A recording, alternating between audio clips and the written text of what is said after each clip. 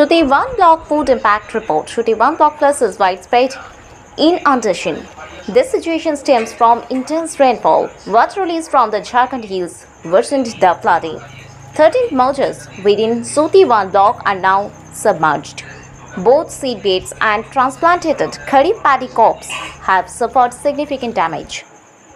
Initial evaluations offer a glimmer of hope. Almost 70% of the affected crops show potential for recovery. This recovery hinges on a swift decrease in the current water levels. It also depends on the absence of any new rainfall events. However, some areas are beyond the point of natural revival. For these sections, replanting will be the only option. This replanting must utilize mechanical transplanting methods. In plots that have experienced severe damage, replanting is not a practical solution. For these farmers, a supportive approach is crucial. Providing them with seed kits is recommended. These kits should contain seeds for the crops like black gram, lettuce, lentil or mustard. This recommendation comes directly from recent field interactions with farmers. These discussions confirm the need for alternative planting options. Farmers expressed a preference for these specific crops. This strategy aims to mitigate total crop loss for those most impacted.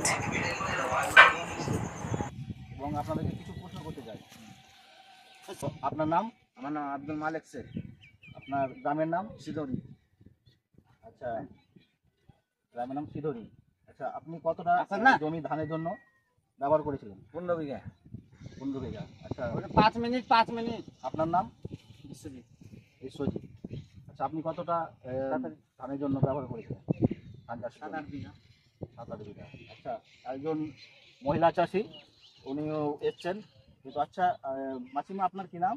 আমার নাম মঞ্জুলি রানী। আচ্ছা, আপনি কতটা ধান লাগিয়েছেন? আমি লাগাইছি 4 বিঘা। আচ্ছা, বন্যার আগে আপনারা ধান লাগিয়েছেন? হ্যাঁ, বন্যার আগে লাগাইছি। যেমন লাগাইছি তেমনি বন্যা ছিল। আচ্ছা, আপনি কি জল নেমে যাওয়ার পর আপনারা কি আবার পুনরায় ধান রোপণ করেছেন? হ্যাঁ, আবার পুনরায় করেছেন, তাই তো? আচ্ছা, কতদিন আগে করেছেন এটা? ওই প্রায় 10-12 দিন। প্রায় 10-12 দিন আগে। আচ্ছা, এখন যদি আপনাদেরকে আবার মানে সরকারি চারা দেওয়া হয় ধান পোঁতার জন্য, আপনারা কি আবার চারা লাগাবেন? না, আর অসম্ভব, সময় থাকছে না। আচ্ছা, সময় থাকছে না, টাইম নাই। আচ্ছা, এখনই কি জমিতে জল দাঁড়িয়ে আছে? হ্যাঁ, এই তো জল দাঁড়িয়ে আছে। আচ্ছা, আচ্ছা, আপনি কি আবার মানে রবি ফসলের জন্য কি আগ্রহী? হ্যাঁ, আগ্রহী। যেমন শস্য, মুসরি, গম। শস্য, মুসরি, গম। ঠিক আছে। আপনার বর্তমানে ধানের চারা আছে? নাই, বর্তমানে ধানের চারা নেই। ঠিক আছে, এটা আপনাদের জানানো হবে। ধন্যবাদ। আমার নাম প্রফুল্ল মণ্ডল। আপনার গ্রাম? আমার গ্রাম হচ্ছে গোপালনগর। বন্যার আগে ধান রোপণ করেছিলেন? হ্যাঁ, করেছিলাম। কত বিঘা ধান চাষ করেছেন? মোটামুটি 7 থেকে 8 বিঘা জমি আমি চাষ করি। 7 থেকে 8 বিঘা জমি চাষ করেন।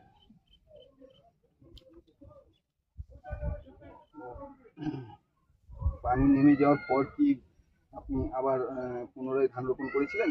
হ্যাঁ, করেছিলাম। দ্বিতীয়বার ধান রোপণ করেছিলেন? দ্বিতীয়বার ধান রোপণ করেছি। কবে করেছিলেন সেটা? মোটামুটি দিন 8-10 আগে।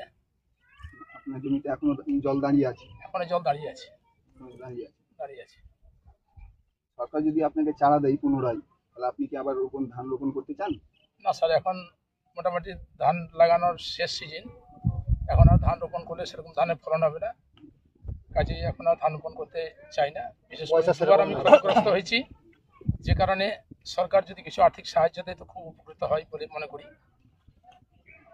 রবি ফসলের জন্য হ্যাঁ, রবি ফসলের জন্য আগ্রহী। পরবর্তীতে তার কোনো অবস্থা নেই, আমাদের রবি ফসলই চাষ করতে হবে। আপনাদের কোন ধানগুলো নষ্ট হয়েছে একটু দেখান।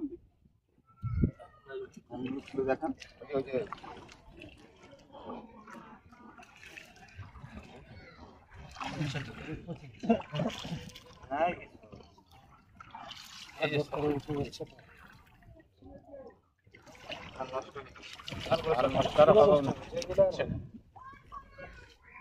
ভালো লাগবে না।